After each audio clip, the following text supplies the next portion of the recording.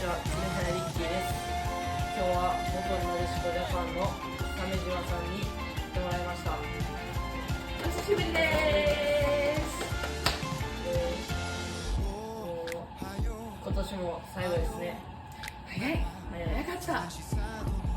よかった。最後にリッキーに会えて。あれ、きつくなります。大きくなってる。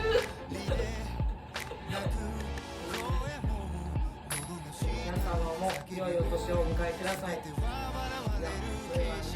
良いお年をお迎えください。